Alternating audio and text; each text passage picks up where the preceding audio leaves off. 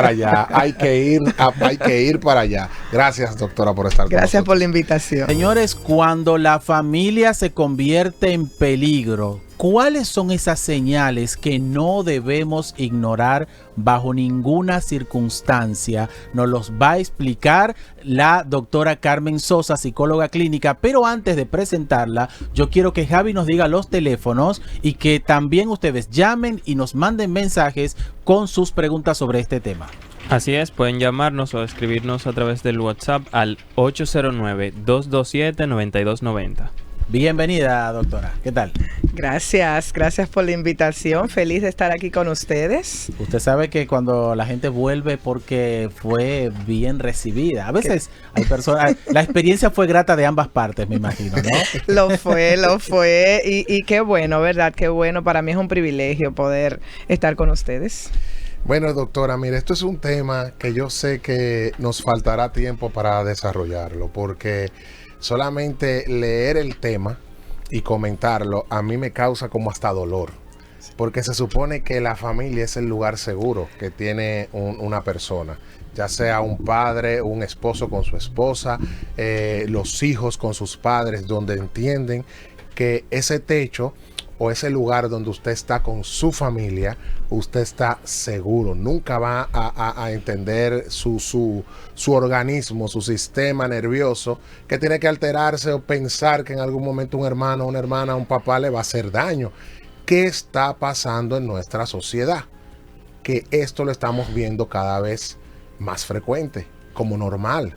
Sí, definitivamente los hechos de los últimos 3 meses nos están diciendo que esto no es un hecho aislado, sino que se está convirtiendo en un patrón. Y señores, nadie se rompe solo.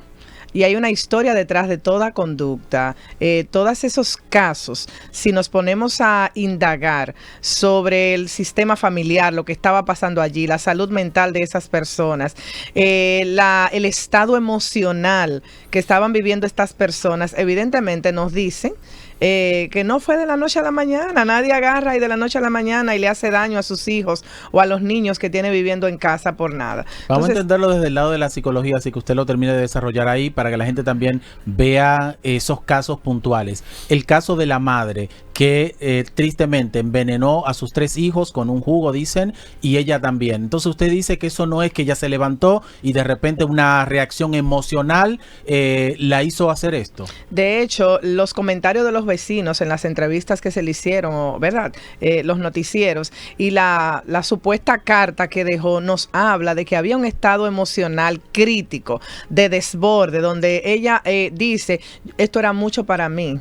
Y lo siento, pero yo no quiero que mis hijos sufran lo que yo sufrí. Entonces eso nos está hablando de que había una situación emocional que pudiera ser de salud mental. Está bien, esta madre pudiera haber estado viviendo alguna depresión, un estado depresivo mayor, quizás con brote psicótico, o estar viviendo una condición y situación emocional y familiar de estrés, de hastío, de angustia, de cansancio, de conflictos internos en la familia, porque señores, un conflicto constante que te provoca estrés, angustia, donde tú estás constantemente peleándote, donde hay es como un conflicto escalado, ¿verdad?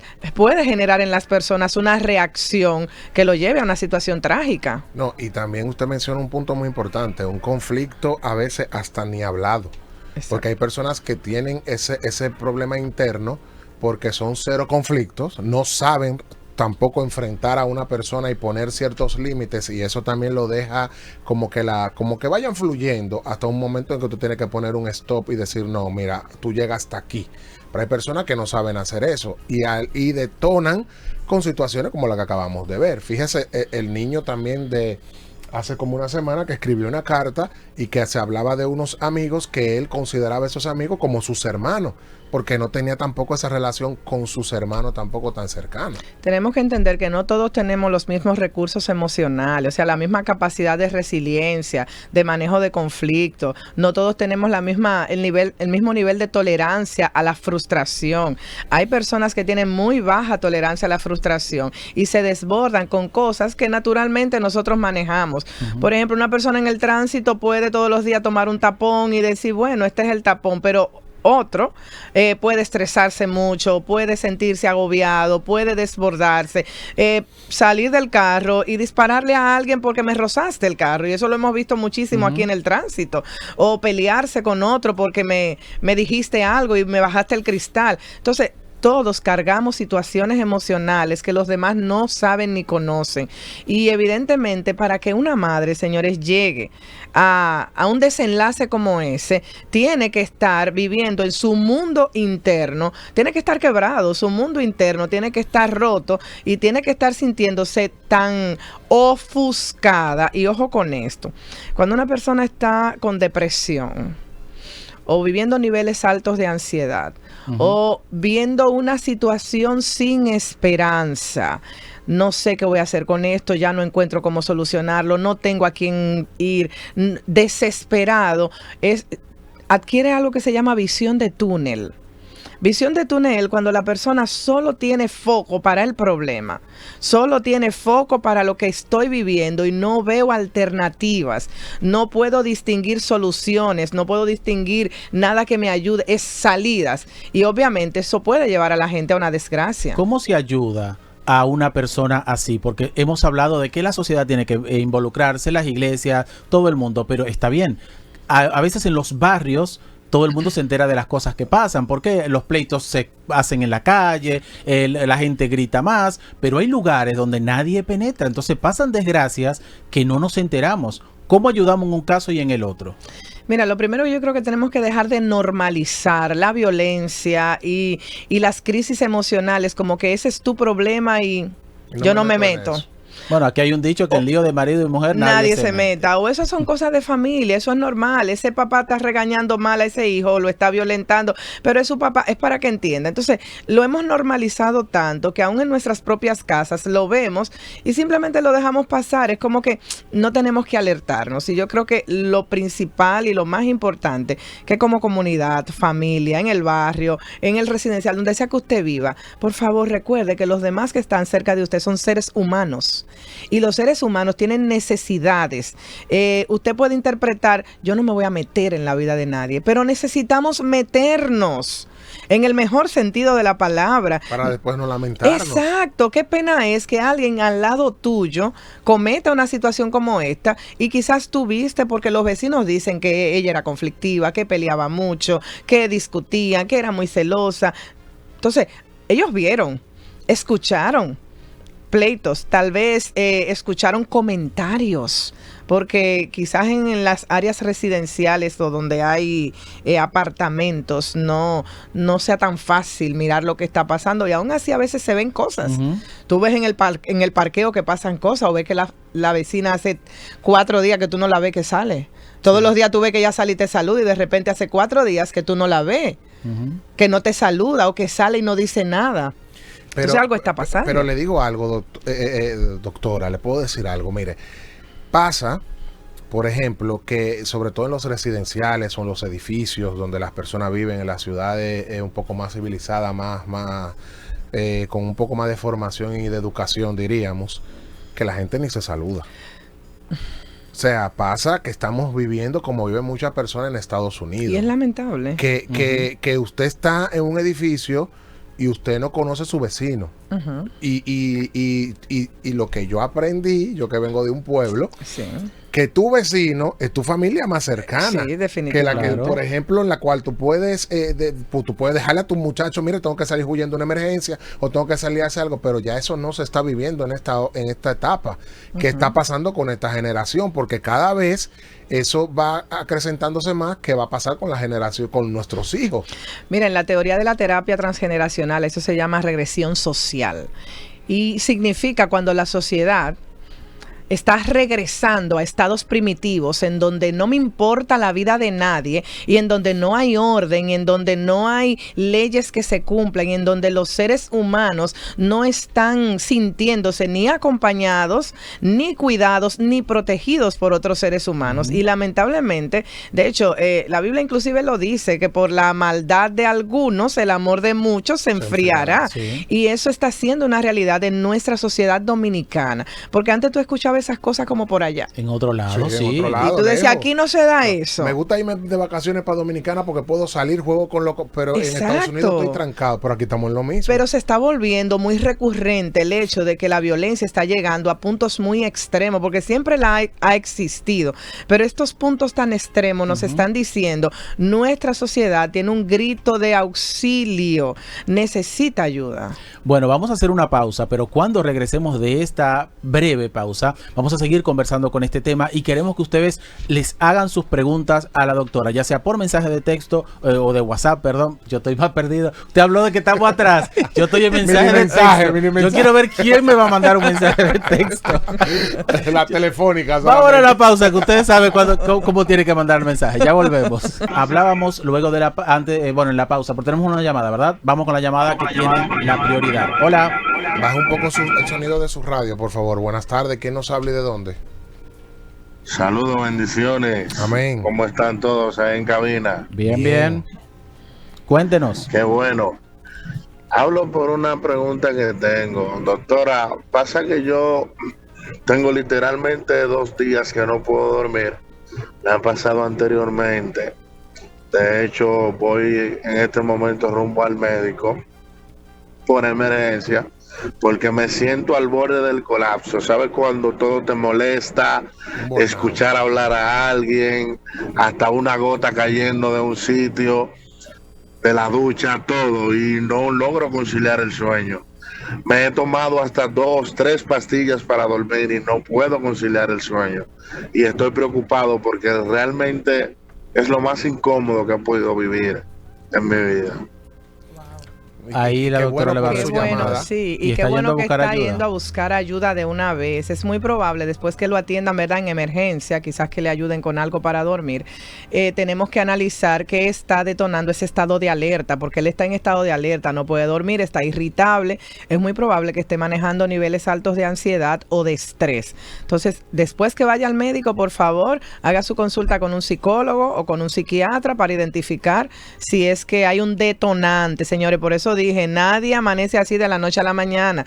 Hay cositas que se van sumando y se van sumando en el aspecto emocional que luego hace que exploten. La irritación es un llamado de alerta que uno dice, Claro. amanecí, tengo días que todo como se dice aquí, todo me hiede, nada me O huele. sea que la gente le decía, está en su día, pero no es el tema de estar en su día. Si eso está pasando muy frecuentemente, hay que revisar qué está haciendo el estresor y el detonante. Un detonante es algo que está pasando afuera, que te genera ese estado de emocionalidad incómoda, irritable, sin poder dormir, preocupación. ¿Cómo se puede manejar eso dentro del hogar? Como estamos hablando de esa parte de cuando el hogar o el entorno familiar se convierte en peligro, ¿cómo yo puedo identificar, bueno, mi esposa viene con una situación, ¿cómo la manejo? ¿Cómo la puedo torear? O mi hijo viene con una situación, quizás ya lo que tienen padres, hijos adolescentes, mejor dicho. Entonces, ¿cómo la puedo manejar para poder subsanar y ser empático con la situación que tiene, pero también cómo encarrilarlo? Primero que tenemos que hacer es dejar de vivir desconectados, porque estamos desconectados de las personas y conectados a los teléfonos. Y no nos damos cuenta que mi esposa o mi esposo llegó y no habló, o estuvo más triste, o estuvo irritado, o que anoche se levantó muchas veces y no podía dormir. No nos damos cuenta porque estamos demasiado metidos en nuestro propio mundo. Tenemos que volver a recuperar la capacidad de observación y de estar presente. Estar presente es conectar con la gente que está a mi alrededor. Segundo, si usted detecta que algo ha variado, lo primero que hacer es acércate y pregunta, muestra interés.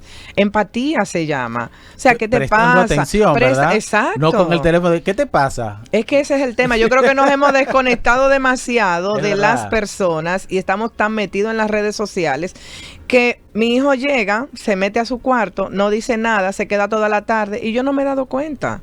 Mi esposo llega, que siempre llega y me da un beso, siempre llega y abre la nevera y busca algo, pero ahora llegó y se metió a la habitación y tiene 3 días y yo no me he dado cuenta. Entonces tenemos que abrir los ojos emocionales y también espirituales para poder observar cómo está la persona alrededor de mí e ir identificando señales.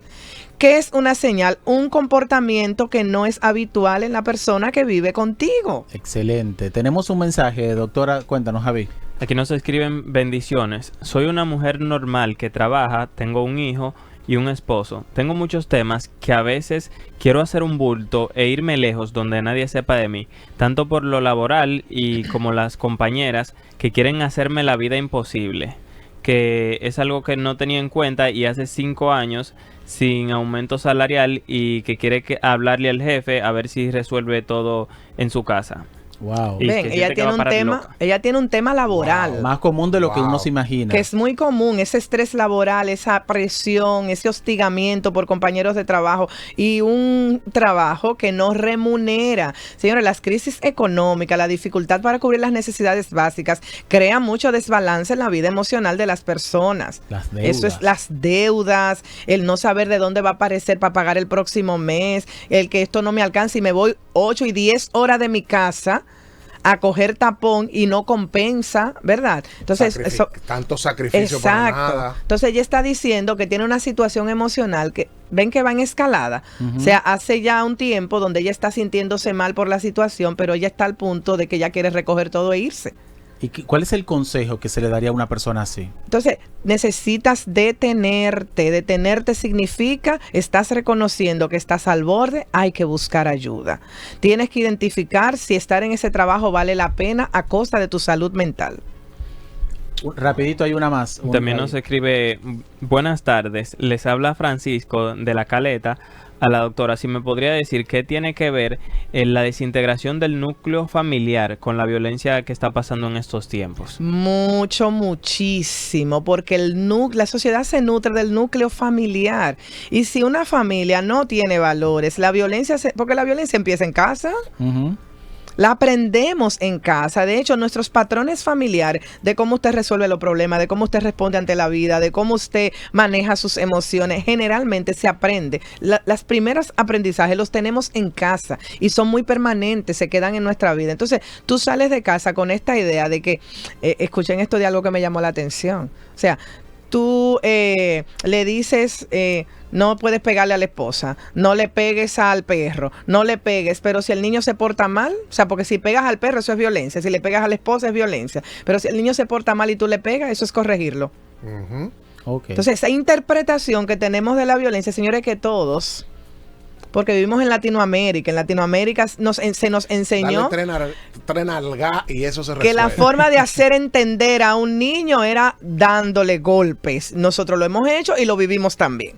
¿Está bien? Entonces, nosotros nos escudamos. A mí me dieron y yo no soy anormal. Exacto, y me dieron muchísimos golpes y gracias a eso soy una persona seria, pero llena de traumas. Entonces, sí, la violencia que vivimos afuera generalmente es engendrada desde el seno familiar, es repetida como un patrón y es normalizada en la sociedad. Yo quiero que tú veas, no solo en el tránsito, sino en cualquier otro estado o forma de nuestra sociedad, como la violencia es la forma de yo desahogarme. Ojo, violencia no son solo golpes. Bueno, los dichos. Cuando yo insulto, cuando yo te hablo de manera despectiva, cuando yo te trato, te manipulo, eso también es violencia. O te ignoro, te castigo con mi silencio, con mi ausencia, eso también es violencia. Entonces, ¿qué pasa? Yo voy a la sociedad y yo estoy desbordada. Ojo, una persona desbordada puede o no puede necesariamente estar teniendo un problema de salud mental. Porque no podemos patologizar todo, no es todo el que comete un acto de violencia tenía un trastorno mental. Ahora parece que hay, bueno, sobre todo los que quedan vivos, que cometen ese tipo de hechos. El otro día veía como uno decía, no, y empezó a hablar como un religioso, y la gente en los comentarios decía, pero él no era así. O sea, como que se está metiendo en ese personaje, no somos médicos para saber, pero a veces da esa sensación.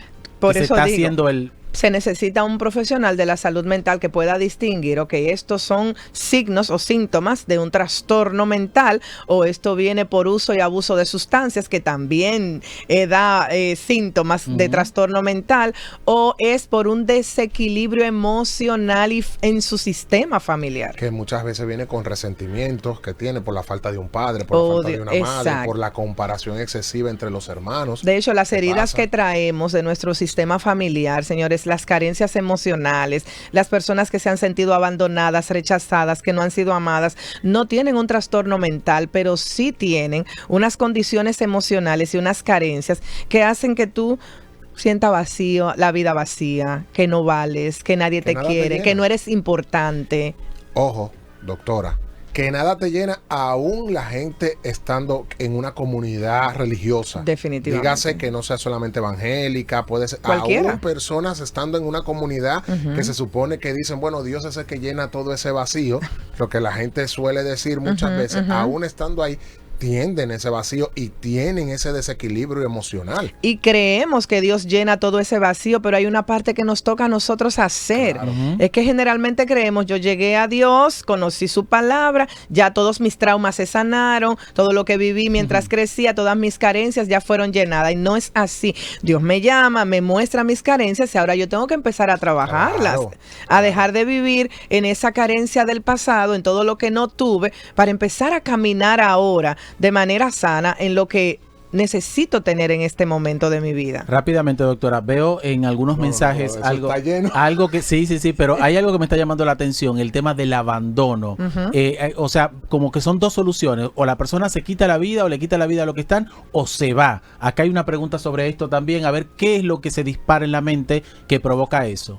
Se llama respuesta de huida. O sea, tengo un problema que no puedo manejar, me voy. Me escapo, me está desbordando y yo huyo.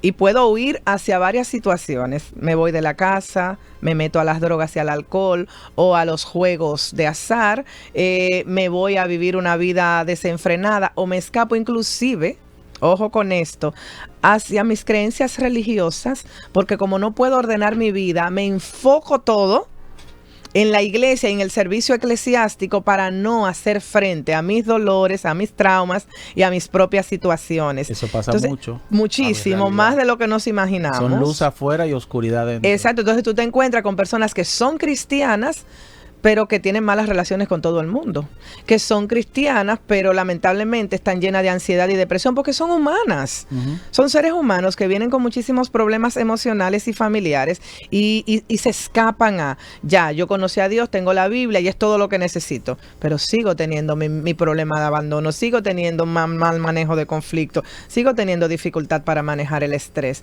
y aún no sean cristianos. Hay muchas personas que en vez de confrontar su situación se escapan, se van. Doctora, podríamos conversar hasta mañana a esta misma hora. Sí. y el público va a acompañar, pero la emisora nos está diciendo que hay que despedir. ¿Dónde la gente la puede ubicar y saber más de usted? Claro que sí, pueden, mi número de consulta 809-848-7008. 809. Atención a ese número, que yo creo que todos tenemos que irnos a consultar. Claro que sí, 809-848-7008 y en mis redes sociales, Carmen Sosa PSI, Carmen Sosa PSI en Instagram y en Facebook. La doctora tiene que tener un segmento fijo aquí. Yo les digo a ustedes. Bueno, la propuesta, yo acepto. Yo creo, Carlos, que tenemos que ir para